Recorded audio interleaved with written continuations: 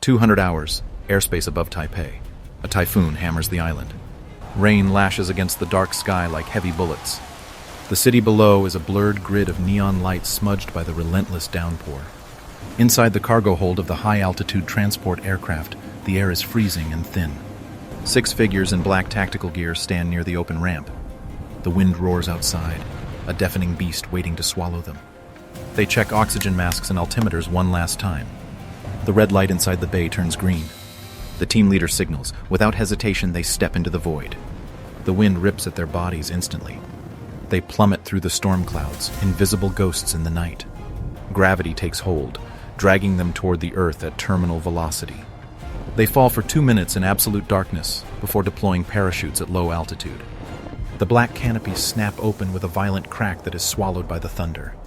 The team navigates the turbulence, fighting the gale force winds. Rain stings their visors. Below, the presidential office building emerges from the gloom, a fortress of red brick and stone surrounded by high fences. They steer their chutes toward the flat section of the north roof.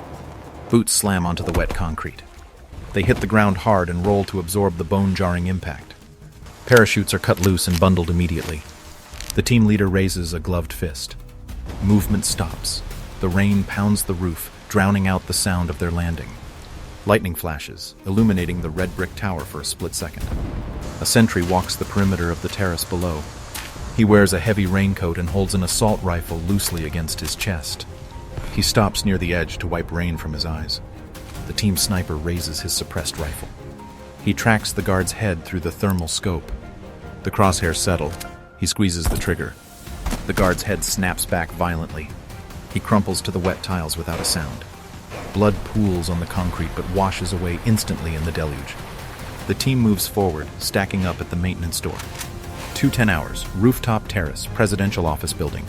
The storm intensifies. Rain hammers the red brick facade with punishing force.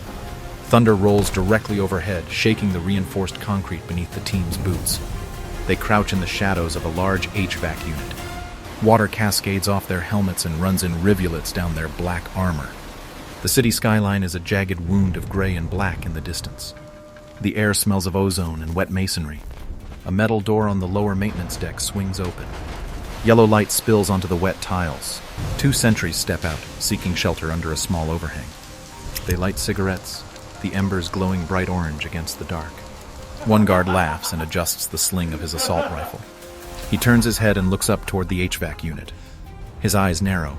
He steps out into the rain, flashlight raised. The beam cuts through the downpour. It sweeps across the roof, inching closer to the team's position. The team leader signals, "Take them." The sniper rises from the prone position. He fires twice. The first guard's head snaps back as the bullet smashes through his helmet. The visor shatters. He collapses instantly. The second guard fumbles with his rifle, his thumb slipping on the safety. The point man vaults over the railing. He drops 12 feet. Boots slam into the guard's chest with the force of a battering ram. The guard's ribs crack audibly. He hits the ground hard, breathless. The point man is on him in a second. A combat knife flashes in the lightning. The blade plunges into the side of the guard's neck. He thrashes once. Blood sprays across the wet concrete, mixing with the rain. Then he goes still. The breacher moves to the main ventilation intake. It is covered by a heavy steel grate. He unholsters a thermal torch.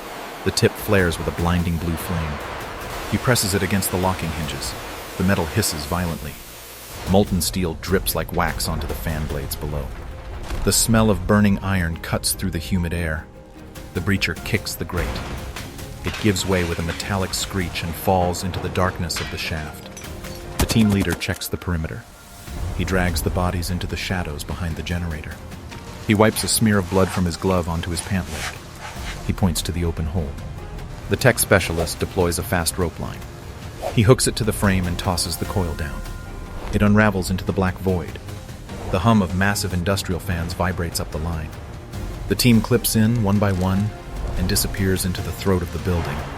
Zo 220 hours. Internal ventilation shaft. Presidential office building.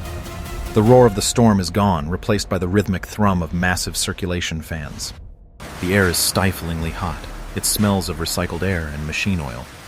The team descends into the black throat of the building. Their boots scrape against the galvanized steel walls. Ropes hum as they feed through carabiners. Red tactical lights cut through the swirling dust. They pass intake vents, catching glimpses of lit offices and empty corridors. The point man signals a halt. They hang suspended 60 feet down. A service hatch blocks the way. He braces his legs against the narrow walls. He produces a pry bar. He jams the tip into the seal. He pushes. The metal groans, a low shriek that echoes in the confined space. He pauses. He waits. Silence returns, save for the hum of the fans. He pushes again. The latch snaps. The hatch swings inward. They swing through the opening and drop into a maintenance utility room.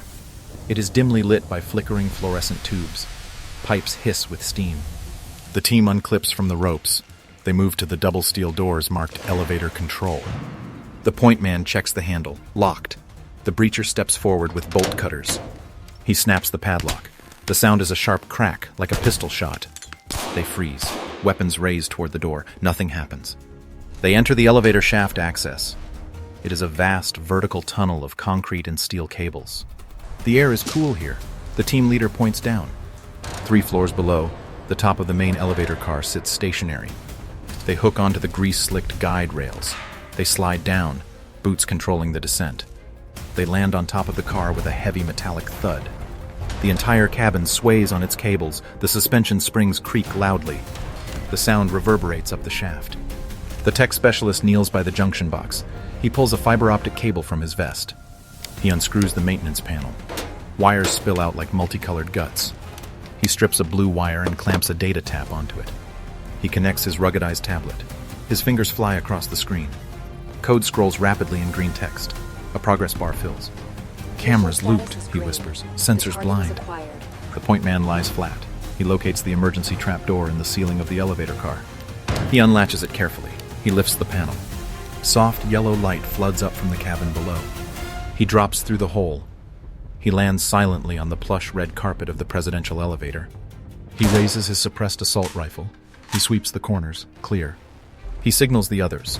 One by one, they drop into the gilded cage. The team leader presses the button for the 3rd floor. The doors slide open. 2:30 hours, West Wing corridor, presidential office building. The hallway stretches out, a tunnel of polished marble and dark wood paneling. Portraits of past leaders line the walls, their painted eyes staring into the gloom. The air is cool and smells of lemon polish and floor wax. The only sound is the faint hum of the central air conditioning. The team moves like a single organism. They glide over the red runner carpet. Weapons are raised, stocks pressed tight into shoulders. They check corners, clear. They pass closed office doors, clear. The point man freezes. He raises a closed fist. The team stops instantly. Heavy boots echo on the marble ahead. The sound gets louder. It is rhythmic. 2 military police officers round the far corner. They wear white helmets and white gloves. Batons swing at their belts. They are talking low, sharing a private joke. They stop to inspect a door handle. The officers turn. They spot the black shapes in the shadows. Their eyes widen. Before they can shout, the team surges forward. The distance closes in a blur of motion. The point man tackles the lead officer. He drives a shoulder into the man's solar plexus. The air leaves the officer's lungs in a wet gasp. They slam into the wall. The officer reaches for his pistol. The point man grabs the wrist. He twists violently. The joint pops. The officer opens his mouth to scream. A combat knife drives into the side of his neck.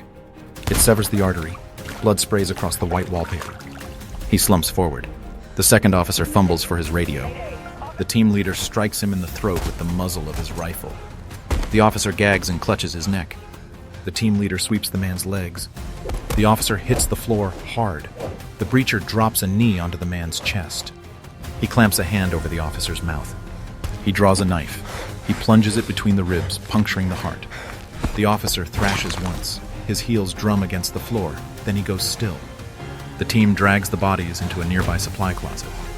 They prop them against the mop buckets. The point man wipes a smear of blood from the floor with the dead officer's white glove. The team leader checks his watch. He signals forward.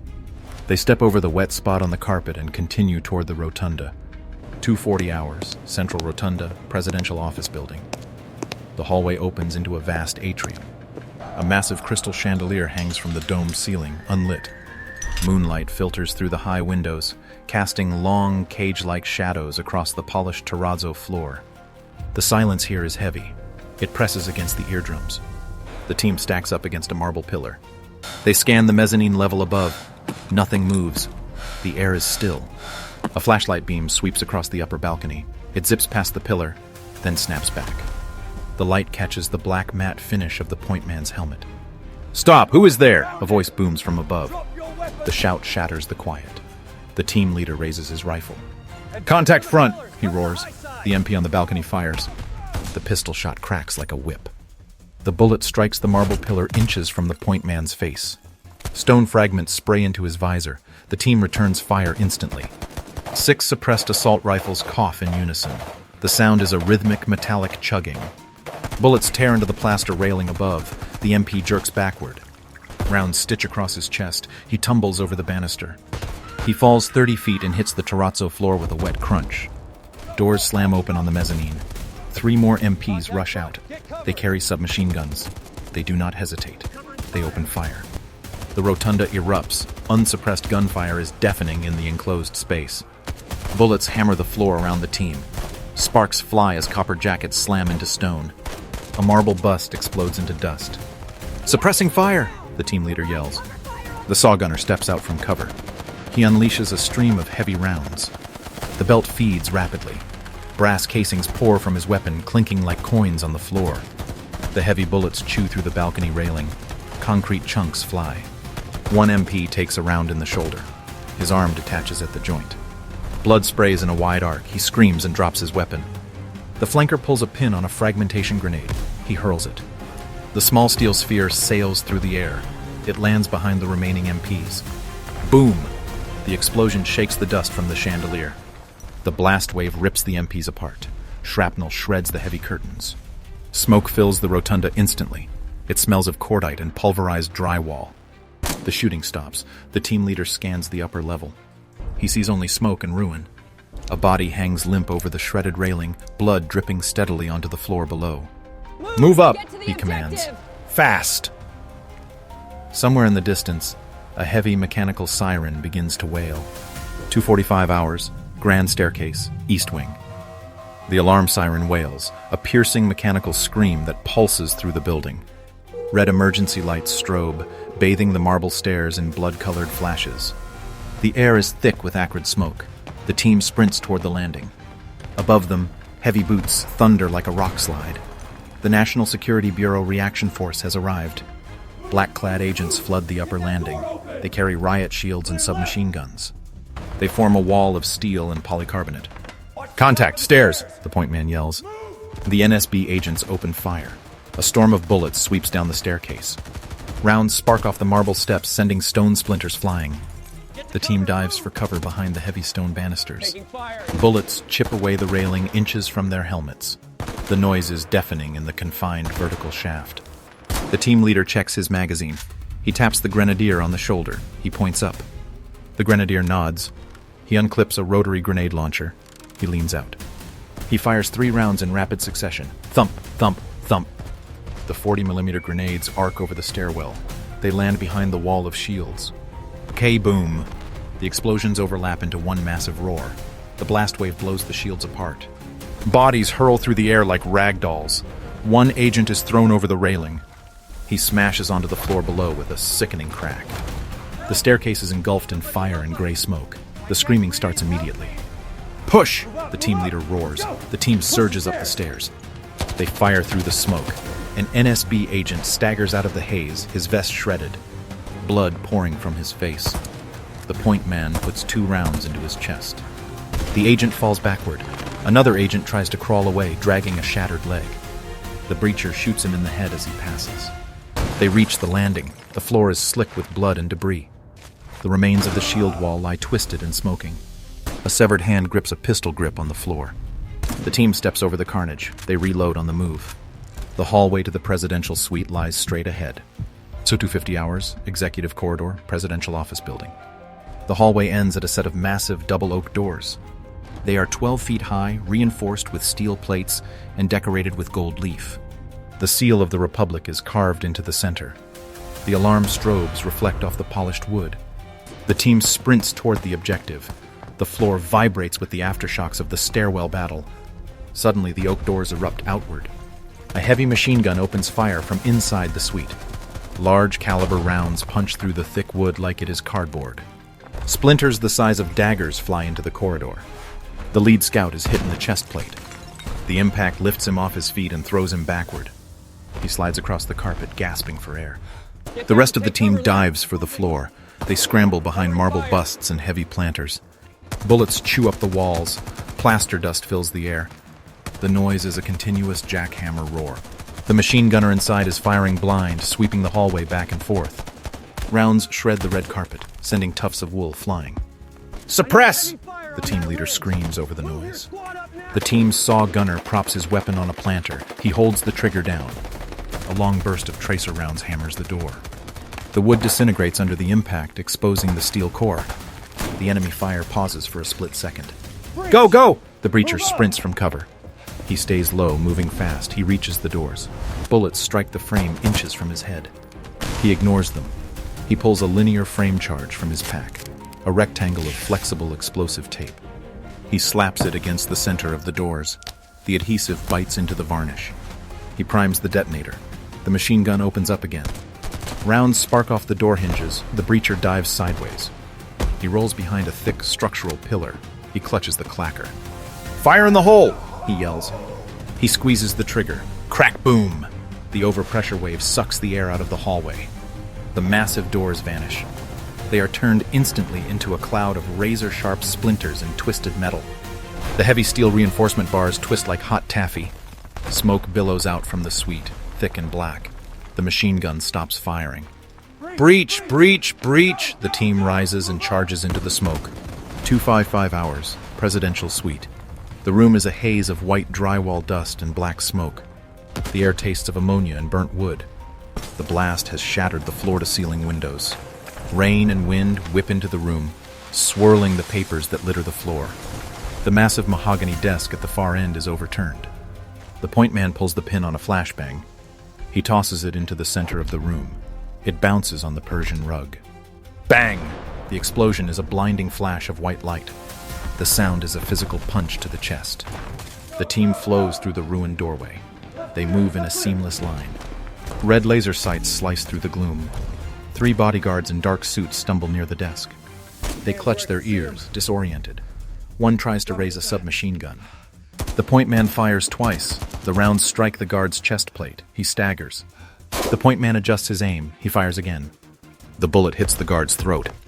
He drops the weapon and clutches his neck, blood spurting between his fingers. He falls to his knees. The second bodyguard lunges from behind a sofa.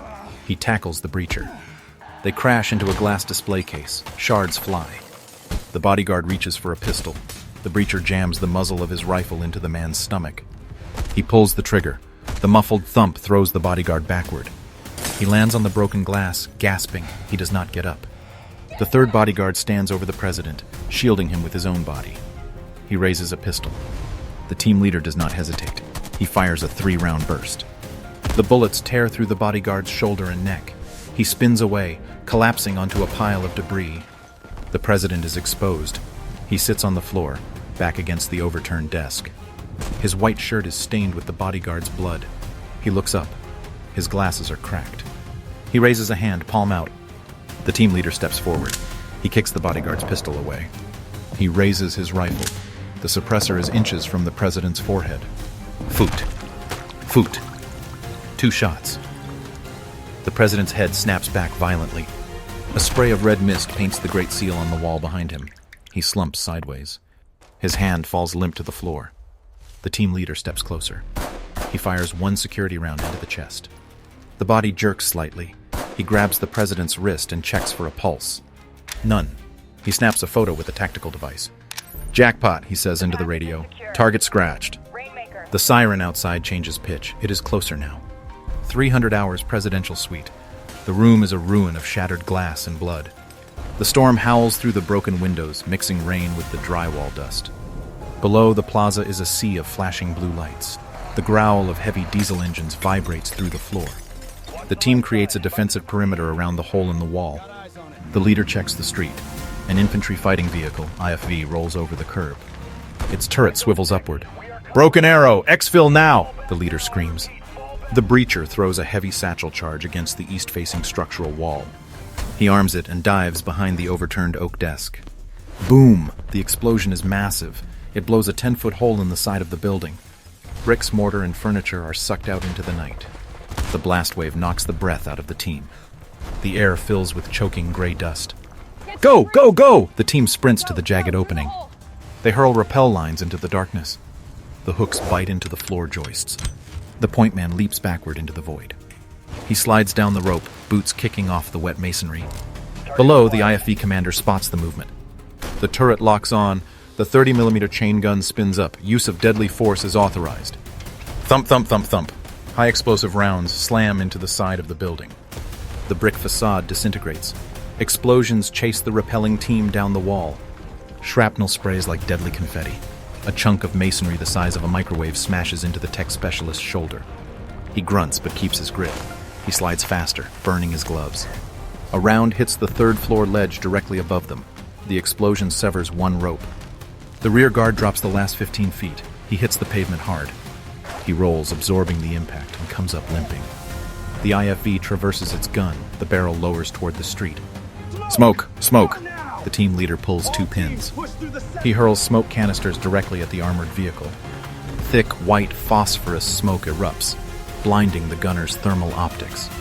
The team scrambles to their feet. They sprint into the alleyway. Behind them, the chain gun roars again. Rounds chew up the asphalt where they stood seconds ago. Cars parked on the street explode into fireballs. The heat sears their backs. They do not look back. They vanish into the labyrinth of the Taipei back streets. So 3:15 hours, Tamsui River embankment. The storm rages at its peak. Rain falls in sheets, obscuring the far bank of the river. The team sprints across the slick pavement of an industrial shipyard. Their breathing is ragged. Sirens wail from every direction, closing the net. Blue and red lights flash off the wet shipping containers stacked like canyon walls. An armored vehicle smashes through the chain-link fence 100 yards to the east. It crushes the metal gate like tinfoil. Its headlights blind the team. The turret motor whines as it traverses. "Contact right!" the rearguard screams. The vehicle's coaxial machine gun opens fire. Tracers streak through the rain.